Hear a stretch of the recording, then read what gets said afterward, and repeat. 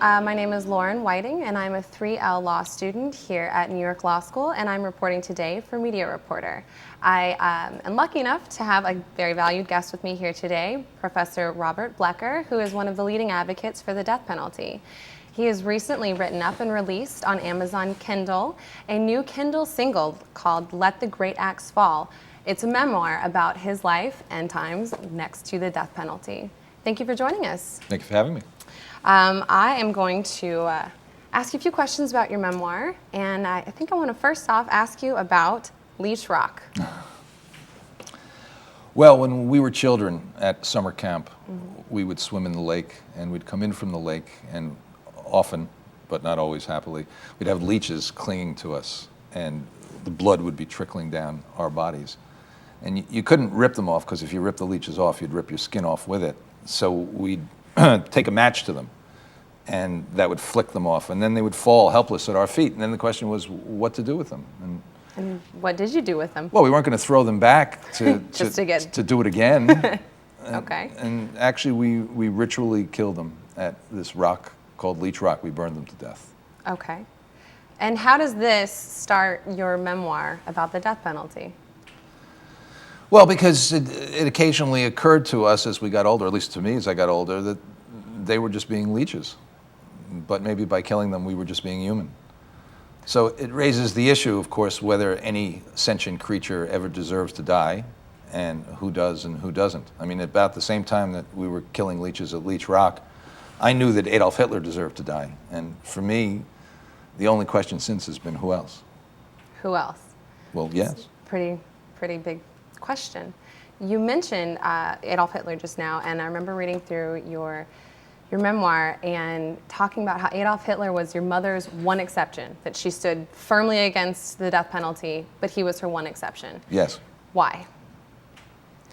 Well, I think that he was just, from her perspective, so unspeakably evil that the gassing and murder of 6 million Jews and Catholics and Gypsies and other minorities was just so horrifically worse than everything else. Of course, he had company in my eyes and in my father's eyes.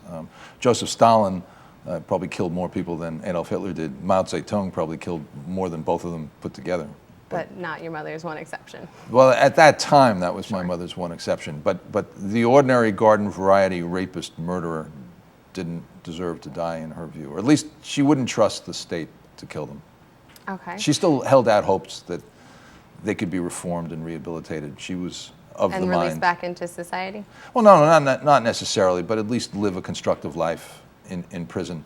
The death penalty just bespoke an anger that she wasn't willing to share, and a danger that she wasn't willing to risk. Okay. It reminded me of a conversation I actually had with my mom when I was about 15, and we discussed the death penalty, and she, being a devout Catholic, said, absolutely not, I would never hope for the death penalty on anyone. And then I asked her, what if somebody hurt me or my sister or my brother? And she said, mind you, she was also a registered nurse, she said, I'd stick the needle in their arm myself. And it struck me that how can you have these conflicting morals so much and move forward? And I see this throughout your memoirs, and how do you deal with that?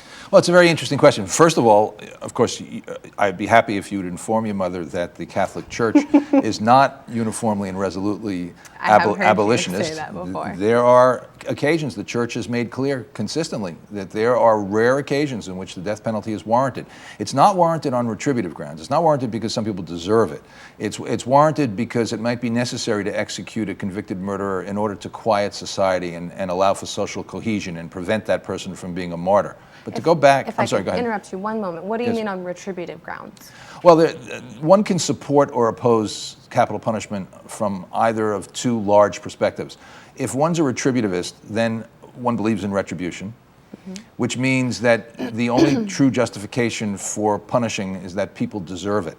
You don't use them as a means to other ends. You don't ask questions of what good will it do in the future? Will it deter other people? Will it incapacitate the criminal? That's a typical utilitarian response. How much does it cost? What are its benefits? Okay. And you rationally weigh one against the other. And you look to the future.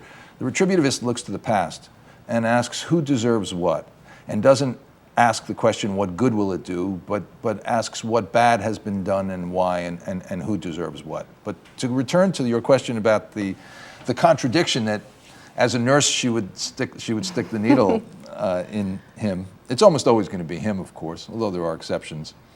For one thing, she'd probably do it painlessly so that he would get perhaps a better death even than he might deserve. But for the other, that is a contradiction. John Rawls, who was a great legal philosopher, said, and I think rightly so in his theory of justice, that if whenever we design a set of social arrangements, we should impose a veil of ignorance between us and that set. In other words, we should not know what role we're going to play in it. So that if whether we're we be the defendant, the correct, plaintiff, whomever, correct, or even the enforcer, the victim, the executioner, we should not know what role. Now, when she says to you, and I believe her, that I'm against the death penalty in the abstract, but if someone did something to my beloved child, I could kill them myself. I could kill him myself. In a sense, what she's doing is turning her back, although she doesn't see it that way, she's turning her back on a basic principle of community. The ancient Greek lawgiver Solon, a great constitution giver, was famous for having said, in a well-governed state, citizens like members of the same body should feel and resent each other's injuries. In other words, when a child gets raped and murdered, that's my child. I may not know her, but that's my child. If she could kill because you got hurt, if she thinks that it's right for the state to execute in certain circumstances, someone who with depraved indifference or with a malice and glee tortured and killed you, if she herself could even plunge the needle, then she should understand and feel the suffering of others similarly situated. If she has a real sense of community, that's her child out there. So would you agree that that's almost the same sense of how people will do all sorts of things thinking it could never happen to me, but it does, and they don't take on this reality, this actual sense of the death penalty or of these potential dangers out there? Well, that cuts both ways. If you remember, in the piece itself, I had the benefit, of course, of 12 years inside a prison.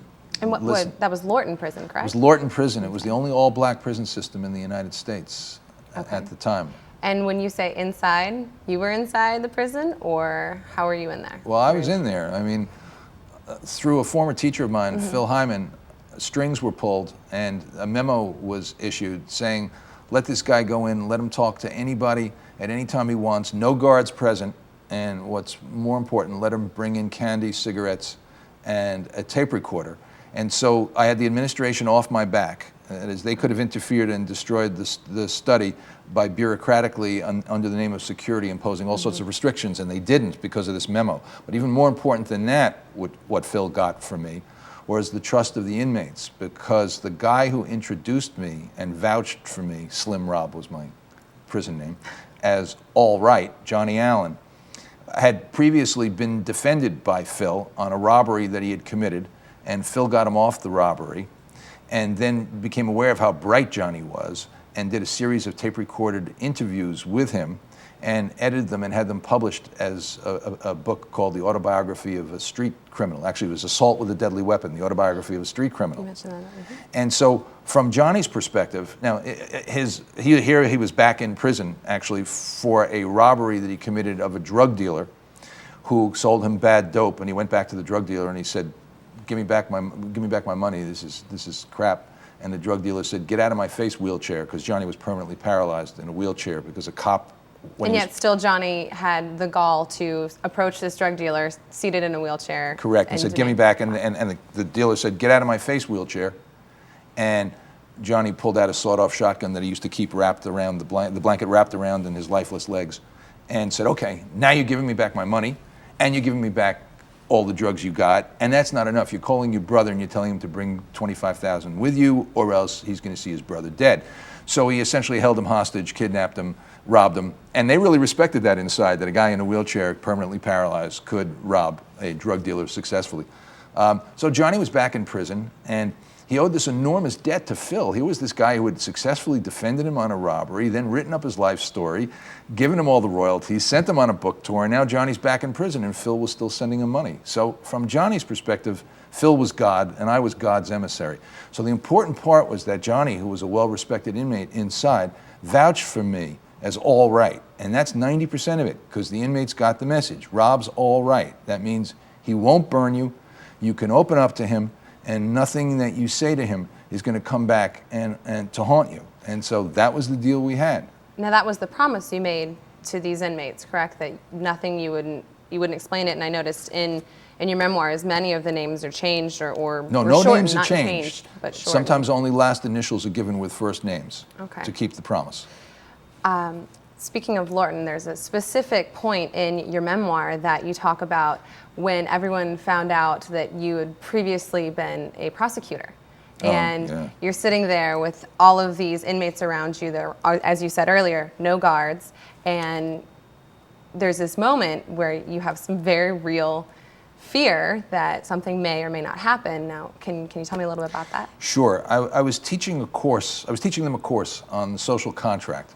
And we'd begin class alone, just the 12 convicted killers. Most of them were convicted killers, almost all of them, but one or two may have just been convicted robbers or burglars or drug dealers.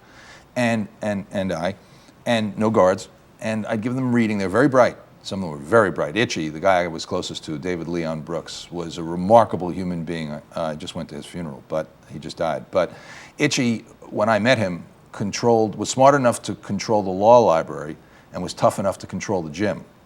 So he was the boxing coach. That's right. He had the whole boxing, and I think there was a quote in here that struck me that he teaches boxing, not fighting. Correct. Was that it? When I first met Itchy, I noticed the thick scar that went right across his neck, which was the legendary remnant from a confrontation inside, I think it was Leavenworth, but it may have been the Atlanta Penitentiary, when he was unarmed and naked in the shower, and three guys attacked him, one with an ice pick, one with a knife, and one with an ugly-looking thing. And after about a minute and a half, Itchy was on the floor of the shower in a pool of blood with his neck hanging by a thread, but two of the three guys who attacked him were dead, and the third one was running. Wow. And so once he proved that, and the remnants, I mean, everyone could see the scar around his neck. You couldn't see, I saw at one point later on, all the scars on his back where he'd gotten slashed up by these three guys. But he had proved himself. He didn't have to prove himself again.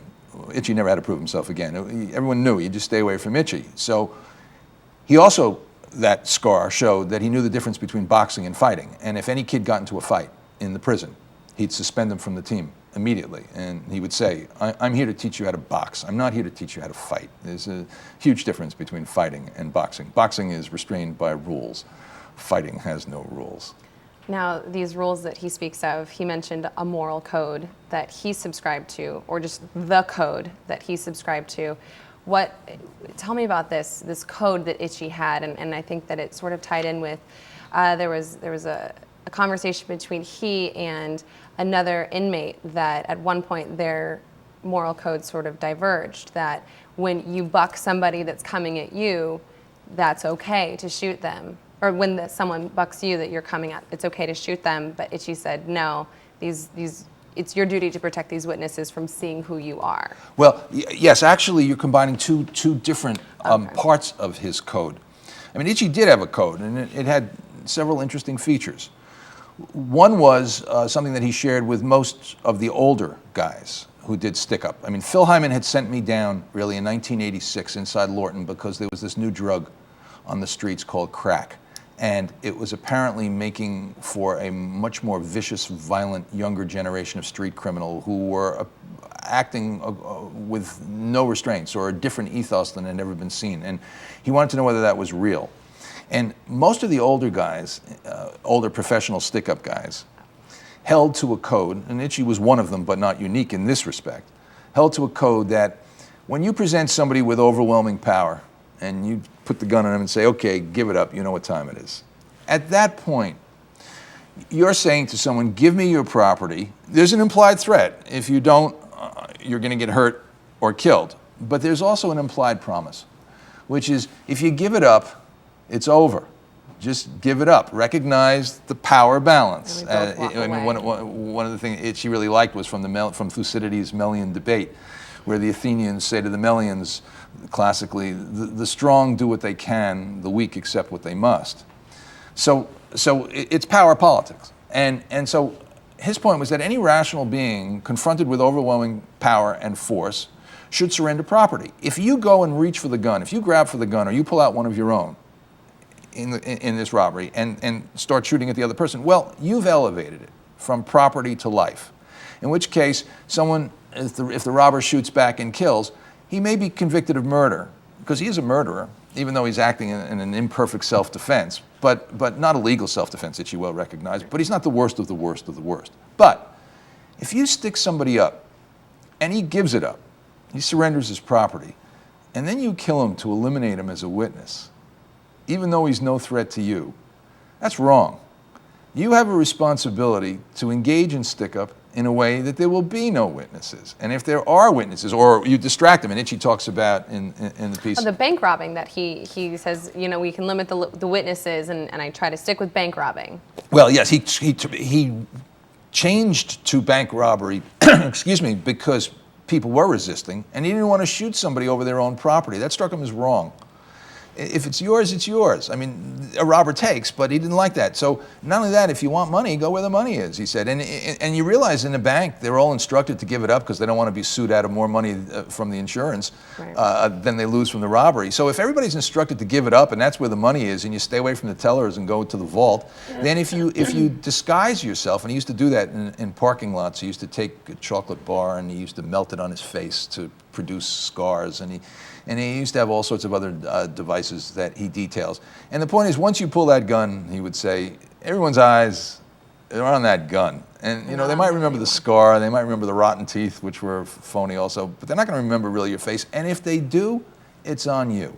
You did it wrong. Whereas other guys, like Joe, for example, in the piece, some of the younger guys would say, when you ask them about that, well, he may not be a threat to me now, but he may be a threat to me later if he ends up testifying against me. So when I leave the scene, of course I try to rob so there'll be no witnesses, but if I look up and I see that there's a witness looking at me from the window, then he's got to go. Everybody's got to go. In other words, the younger guys would reject the distinction between the innocent witness and, say, the snitch or the cooperator or your co-felon. And that's the other part of Itchy's code, which is you never snitch. Never, ever, ever. You take your own weight, and you take what comes behind it. So it's not a code to which I necessarily subscribe. I mean, I don't, a lot of it. But there were distinctions I learned from the guys. You know I've been subject to a fair amount of criticism from the left and the right. What can you possibly derive morally from convicted street criminals? And the answer is a lot. If you're searching for the worst of the worst in order to know whom we should be executing, then killers whom even the killers denounce as bad killers are most likely to be the worst of the worst of the worst.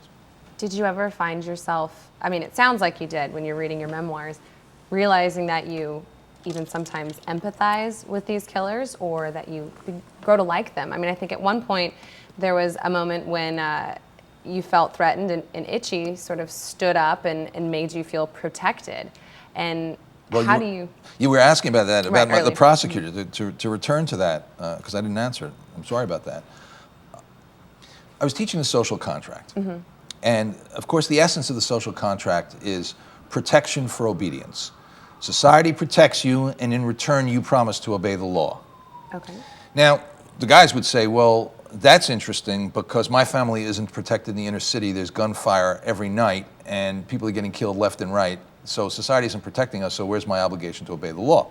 It was also interesting because there is this strain that runs through, a realistic strain, that while we're committed to the notion of equality under the law, equal protection, everybody treated alike, that there really are two sets of rules. One for the rich and powerful, and another for the rest of us. Now, I became aware of that. I was a special prosecutor, and our mission was to prosecute corrupt lawyers, cops, and judges. And when we went after cops, corrupt cops, well, it was Godspeed. I mean, go to it. When we started getting close to lawyers and judges, all of a sudden the system closed to protect themselves. All of a sudden our tactics and techniques were under extreme scrutiny. Were we despoiling the fountains of justice? So anyway, so we were looking, and I exposed the guys, honestly, because that was the deal between us, honesty, only honesty. I exposed them to some of the classic readings. They loved the passage from John Locke, that great robbers punish little ones, but the great ones are rewarded with laurels and triumphs. And they loved the line from a play that I had written, that the great and powerful shall easily punish the poor and humble offender, but who shall punish the great? Those lords of the earth who stoop not at trifling larcenies, but stuff public revenues into their private pockets under cover of laws they have made. Declamations of virtue fall from their lips while their lives are stained with the most sordid and selfish practices. That came from the anti-federalists who opposed the Constitution because they feared it would be two-tiered, an aristocracy, one set of rules for the rich and powerful, another for the rest of us. And they loved George Bernard Shaw, who says if you steal money from a little old lady, they run you into jail, but if you steal it from 10,000 little old ladies, they run you into Parliament. Politics, yep. So they loved all that, double standards. And so they confronted me, saying, tell me today, you look me in the eye and you tell me that there aren't double standards operating. Well, I admitted it, and I said, well, when I was a special prosecutor, and then there was silence. Because they didn't know that you were a special No, prosecutor. I was Johnny's lawyer. That's what I was known as, Johnny Allen's lawyer, Big Al's lawyer, Slim Rob, Big Al's lawyer. They Big had Al no said I was context all for it. right. And they never asked? They assumed I was his lawyer. They assumed I was okay. they assumed I was a defense attorney. Of course, guys would open up to me when I'd ask them why. One guy said to me truthfully, and I said, yeah. He said, that yellow stain that comes through your briefcase, which came from a highlighter that had leaked. He said, man, and I look at your shoes, and he said, no offense, but I wouldn't have worn those shoes. I wouldn't wear those shoes in prison, much less on the street. He said, you want to know why I open up to you? Because you're a raggedy lawyer. Man, you're a raggedy lawyer. You're a different kind of lawyer. So I figured I'll take a chance. But they thought of me as a defense attorney. When it was revealed that I was a prosecutor, all of a sudden there was this silence, this hostile silence. And one guy said, you were what? And I said, I was just a prosecutor. Stutter. And everyone looked around, and everyone was taking sides. And there were 12 guys and me. I'm the only white guy in the room. Itchy, at that So point... your jury. Yeah, they're my 12 jury. men, your jury. And Itchy made a move to me with his body, and his eyes went cold in a way that I've never seen before, in which he said, I'm with him. You can take him out. You may think of him as the enemy. After all, what they have to lose? They were lifers. I represented everything they hate. But you gotta get me too. If you attack Itchy, Leo, his closest friend, went with me, and Pete, who was valedictorian, whom I had surprised for his valedictory. Pete's with me. So it's 9-4, and there are 2 or 3 guys, we don't know which way they're going. And it's all up right then. I felt it, and Itchy later confirmed it. It's, are they going to kill me? So the guy said, you were what? And I said, I was a special prosecutor. I prosecuted lawyers and judges and cops. Oh yeah, lawyers, cops, judges? All right, that's something else. But the fact is that Itchy had saved my life. He protected me. He made me feel safe, and at that moment, he did save my life. So it gets tougher to hate somebody who keeps you alive, who saves your life. Yeah. There was a moment that I think, I don't know if it was Itchy or if it was a Leo, I think it was actually. Leo mentioned this to you, that he wasn't, when you asked him, I think in one of these moments where you sit down with all of these inmates, what made you choose crime? Why did you become a criminal? Yeah. What was that moment? Yes, Itchy, Leo, you're quite right. It was Leo Sims, who was also known as Junior, who was Itchy's closest friend. Each one claimed the other one got them 20 years on a bank robbery, but that's a whole other story. But when I asked Leo, it was early on when I was asking this question, what made you go into crime? Was there a defining moment? What made you choose that as a career path? After all, I chose to be a law professor, you chose to be... And he was respectful. He did everything he could not to burst out laughing at me and just to suppress the smile that was curling up at the edges. And he just explained it to me. He said, when we ate steaks, we knew they were stolen. I mean, the steaks came off the back of a truck. The clothes I was wearing were stolen clothes. It was all around me. I didn't go into crime. It wasn't a career choice. It was not something I chose. I was born in it. I was doing what I was raised to do. It was all around us. We didn't think of it as crime. I mean, when you say the word, I heard the word, but we didn't think of it. And a former teacher of mine at law school, Lawrence Tribe, who's well known as a constitutional scholar and represented Gore and Bush v. Gore unsuccessfully for the presidency before the Supreme Court, and probably would have been on the Supreme Court but for the Republican domination for those years. Larry Tribe used to say in class that it takes a very sophisticated fish to know that it's wet. And he's right. It's very difficult to know that you're swimming in water when you swim in water, that you're breathing air when you breathe air. It's so natural. You think of it as nothing.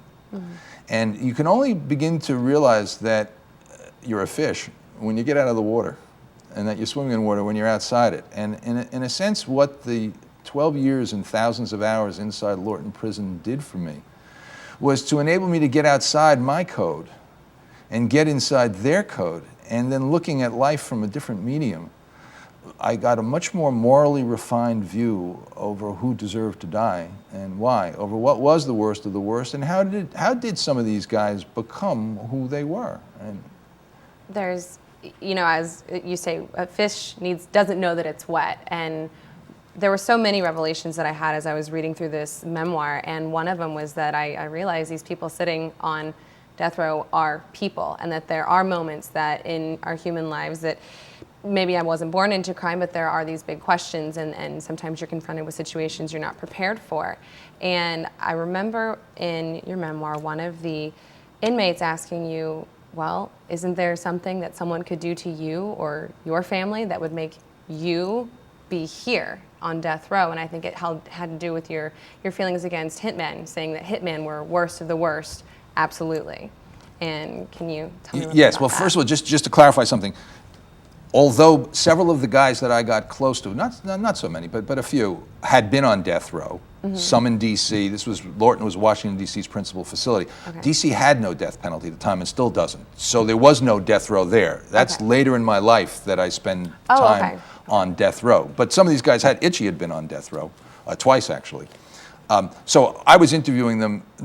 Many of them were candidates for death row in another state for the crimes that they committed, but they were not actually on death row at this time in Lorton. Lorton had no death row. As I say, later on in Tennessee and Illinois and Oklahoma, I did spend time on death row, but that's for a future story. In any case, yes, and very much like your mother, when they asked me, and the deal was no lying, is there anybody, having condemned just what you said, having condemned the assassin, I mean, if there's anybody who clearly deserves to die, isn't it the paid killer? The guy who will kill anybody for money. It's very simple. You pay him his fee, and he'll kill him. Doesn't care whether he deserves it or doesn't deserve it. And Itchy told a very interesting story. I don't know if we have time to go into it, but do we? I actually think we're going to have to stop there for this segment, but it will be the next segment. Thank you for joining me here at Media Reporter, and come back and see us next week. My name is Lauren Whiting from Media Reporter at New York Law School, and this is Professor Blecker.